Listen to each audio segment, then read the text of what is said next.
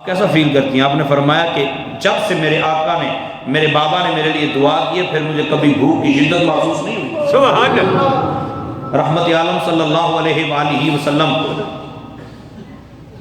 کہ یہ لخت جگر آپ کے دونوں بیٹے بیمار ہو گئے، منت کیسے مانتے ہیں اور پھر منت کو پورا کیسے کرتے ہیں؟ دونوں بیٹے بیمار ہو گئے تو بچے بیمار ہوں تو والدین کی کیفیت کیا ہوتی ہے یہ تو وہی جانتا ہے جس کے بچے بیماری کے عالم سے گزرے ہوں۔ اللہ تعالیٰ شفائے کاملہ عاجلہ نافع عطا فرمائے۔ نبی پاک صلی اللہ علیہ وآلہ وسلم کی لخت جگر نے منت مانی، مولا کریم اگر یہ میرے دونوں بیٹے ٹھیک ہو جائیں تو میں 3 روزے رکھوں گا۔ سبحان اللہ۔ مولا علی مشکل کشار رضی اللہ تعالیٰ عنہ کو پتہ چلا، آپ نے کہا آپ نے منت مانی تو میں بھی مان لیتا ہوں کہ اگر یہ دونوں شہزادے ٹھیک ہو جاتے ہیں تو میں بھی 3 روزے رکھوں گا۔ آپ کی ایک لونڈی تھی، کنیز تھی، فدہ، اس نے کہا اگر یہ دونوں شہزادے ٹھیک ہو جاتے ہیں تو میں بھی منت مانتی ہوں، میں بھی 3 روزے رکھوں گا۔ حضرت علی المرتضیٰ رضی اللہ تعالیٰ عنہ کے یہ شہزادے بیماری کے عالم سے صحت یاب ہوئے۔ جب صحت یاب ہوئے تو روزے رکھنے کی جو منت تھی وہ پوری کرنی تھی۔ حضرت علی المرتضیٰ رضی اللہ تعالیٰ عنہ اپنی زرہ کسی یہودی کے ہاں گروی رکھ کر تو جو لے کر آئے، سبحان اللہ۔ جو لے کے آئے، روٹیاں پکائی گئیں، روٹیاں پکا کے دسترخوان بچھایا گیا، افطاری کا ٹائم ہوا۔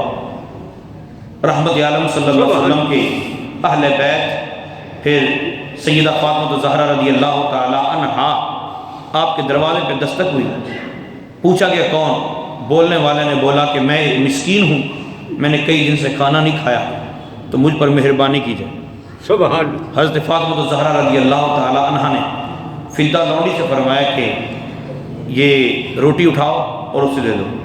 اس نے بولا جی آپ کی روٹی اگر اس کو دینی ہے تو پھر میں اپنی بھی دے دیتی ہوں۔ سبحان اللہ۔ تو حضرت علی المرتضیٰ رضی اللہ عنہ نے فرمایا پھر میری بھی دے دو۔ سبحان اللہ۔ تو سب روٹیاں دی گئیں۔ ایسا کرنا فرض واجب نہیں ہے ہم پر، مگر یہ اس گھر کی بات بتا رہا ہوں جو اللہ تعالیٰ سے جنت کے طلبگار ہے، سبحان اللہ۔ جو اللہ تعالیٰ کی رضا کے طلبگار ہے، جو اللہ تعالیٰ سے محبت کے طلبگار ہے۔ سبحان اللہ۔ دوسرا دن ہوا، پھر کھانا پکا کر سامنے رکھا گیا، دروازہ پھر نوک ہوا، پوچھا کون؟ تو بتایا کہ میں ایک یتیم ہوں، کئی دن سے کھانا نہیں کھایا، میرے پر مہربانی کی جائے۔ تو نبی پاک صلی اللہ علیہ وسلم کے خانوادے نے دوسرے دن بھی روٹیاں صدقہ کر دی۔ پھر تیسرا دن ہوا تو ایک قیدی آیا، کہنے لگا جی میں ایک قیدی ہوں، میں نے کئی دن سے کھانا نہیں کھایا، مجھ پر رحم کیا جائے۔ تو یہ کھانا انہوں نے اٹھا کر ایک قیدی کو دے دیا اور خود چلتے ہوئے، اب حالت یہ تھی، تفسیر روح البیان میں لکھا ہے کہ حالت اور کیفیت یہ تھی کہ امام حسن و حسین سے چلا نہیں جاتا تھا، کمزوری، بیماری سے صحت یابی اور پھر کمزوری کی یہ کیفیت تھی کہ ان کو پکڑ کے چل کے جا رہے تھے۔ رحمت عالم صلی اللہ علیہ وسلم کی در دولت پہ حاضری ہوئی اور پھر وہاں جا کے کھانا کھایا۔ سبحان یہ نبی پاک صلی اللہ علیہ وسلم کے اہل بیت ہے، اور رب تعالیٰ نے فرمایا ان کی شان بیان کرتے ہوئے، ان کے مقام کو بیان کرتے ہوئے، وَيُطْعِمُونَ الطَّعَامَ عَلَىٰ حُبِّهِ مِسْكِينًا وَيَتِيمًا وَأَسِيرًا، کہ کچھ وہ لوگ کون ہیں جو اپنی منتوں کو پورا کرتے ہیں، وہ قیامت کے دن سے ڈرتے ہیں، وہ قیامت کے دن کی سختیوں سے ڈرتے ہیں، اور اللہ تعالیٰ کی محبت پر، اللہ تعالیٰ کی اطاعت پر، اللہ تعالیٰ کی الفت میں پھر وہ مسکین کو کبھی کھلاتے ہیں، کبھی یتیم کو کھلاتے ہیں اور کبھی قیدی کو کھلا دیتے ہیں۔ رب تعالیٰ فرماتے ہیں انما، اور وہ کہتے کیا ہیں؟ انما نطعمکم لوجہ اللہ، کچھ کھلا کے تانے نہیں دیتے، ہم نے فلاں جگہ صدقہ کیا تھا، ہم نے فلاں کو یہ کر دیا، ہم نے تجھے اس طرح پالا، ہم نے تیرے ساتھ اتنا تعاون کیا، ہم نے یہ کیا، ہم نے نہ، یہ نہیں کہتے۔ انما نطعمکم لوجہ اللہ، کھلانے کے بعد بھول جاتے ہیں اور کہتے ہیں ہم نے تو جو کھلایا تھا وہ اللہ کی رضا کے لیے، سبحان اللہ۔ ہم نے جو پلایا تھا اللہ کی رضا کے لیے پلایا۔ سبحان لا نرید منکم جزاء ولا شکورا، نہ وہ کہتے ہیں کہ نہ تو ہم تم سے کوئی جزا طلب کرتے ہیں، جس کو کھانا کھلایا اب وہ ہماری عزت بھی کرے، جب اس پہ مصیبت آئی تھی ہم نے اس کے ساتھ اتنا زیادہ تعاون کیا تھا، اب یہ ہماری بات ہی نہیں سنتا، آپ نے بات سنوانے کے لیے سارا کچھ کیا تھا۔ سبحان۔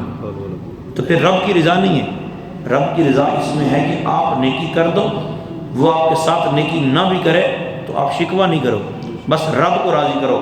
ولا شکورا، اور نہ ہی ہم یہ چاہتے ہیں کہ ہماری شکر گزاری کی جائے، ہمارے سامنے جھک کر رہا ہے، نہ ہم یہ، ہم کیا کرتے ہیں، ہم کیا چاہتے ہیں؟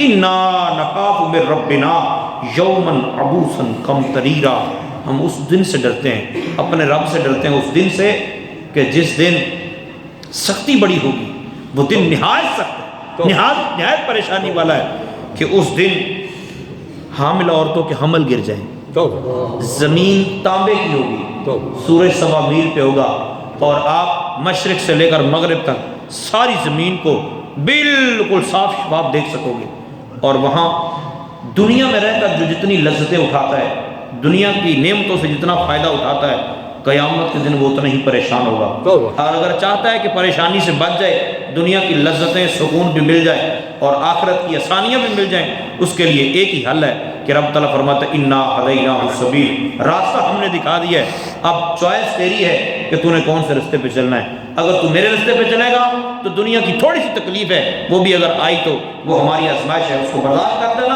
اس کے بدلے میں بھی ہم تجھے نیکیاں عطا فرمائیں، اس کے بدلے میں براحتیں ہی راحتیں ہوں گی۔ اور اگر تو شیطان کے راستے پہ چلے گا تو کل بروز قیامت شیطان بھی کام نہیں آئے گا۔ ہم میں سے ہر ایک جانتا ہے کہ رحمان کا راستہ کون سا ہے اور شیطان کا راستہ کون سا ہے، بس اب راستہ اختیار کرنا ہے کہ ہم نے کس راستے پہ چلنا ہے۔ نبی پاک صلی اللہ علیہ وسلم کے پیارے غلاموں، اللہ تعالیٰ کے راستے پہ چلنا اور اللہ تعالیٰ سے محبت کرنا، اللہ تعالیٰ سے پیار کرنا، اس کی بارگاہ میں جھکنا، اس کے لیے آسان ترین عمل نماز پنجگانہ کی ادائیگی میرے آقا صلی اللہ علیہ وسلم نے ارشاد فرمایا، اگر کوئی بندہ گھر سے وضو کرے، ہم مسجد میں آ کے وضو کرتے ہیں اچھی بات ہے، لیکن اگر کوئی بندہ گھر سے وضو کرے اور وضو کر کے جب گھر سے قدم اٹھائے گا، اب یہ بولنے کی نہیں، جو وہ کر رہا ہے اس کی ثواب کی بات ہے، ایک قدم اٹھائے گا ایک نیکی لکھی جائے گی، اور دوسرا قدم اٹھائے گا ایک گناہ مٹا دیا جائے گا، اور تیسرا قدم اٹھائے گا جنت میں ایک درجہ بلند کیا جائے گا۔ پھر اگر اذان کی آواز آتی ہے اور بندہ جس طرح مؤذن کہتا ہے اسی طرح اس کے جواب میں اذان کا جواب دے دے، یہ بہت آسان سا عمل ہے کہ جس طرح مؤذن کہے تم بھی ویسے کہو، تو رحمت عالم صلی اللہ علیہ وسلم نے ارشاد فرمایا ہر حرف کے بدلے 10 لاکھ نیکیاں ملیں گی۔ سبحان اللہ، اجر کتنا ہے۔ اب اگر 10 لاکھ نیکیاں صرف اذان سن کر جواب دینے میں، تو پھر اذان سن کر نماز پڑھنے میں کتنا ثواب ہوگا۔ سبحان اللہ۔ تو اپنے یا ایھا الذین آمنوا قوا انفسکم واہلیکم نارا، اپنے آپ کو اور اپنے گھر والوں کو جہنم کی آگ سے بچاؤ، وقودھا الناس والحجارہ، جس کا ایندھن پتھر اور انسان ہے۔ ہم لکڑیاں ڈالتے ہیں، کبھی پٹرول ڈالتے ہیں، کبھی جناب کسی انداز سے لکڑیوں کو جلایا جاتا ہے، لیکن جہنم کو بھڑکانے کے لیے انسان ڈالے جائیں، اس میں پتھر ڈالے جائیں گے۔ اس دن سے ڈریے، ہمارا کچھ بھی نہیں تھا، ہم خود کچھ بھی نہیں تھے، ہمارا کوئی نام و نشان نہیں تھا، اگر اللہ نے عزت دی ہے تو اس کی بارگاہ میں جھکیے، اللہ عمل کی توفیق عطا فرمائے، آمین بجاہ نبی الامین۔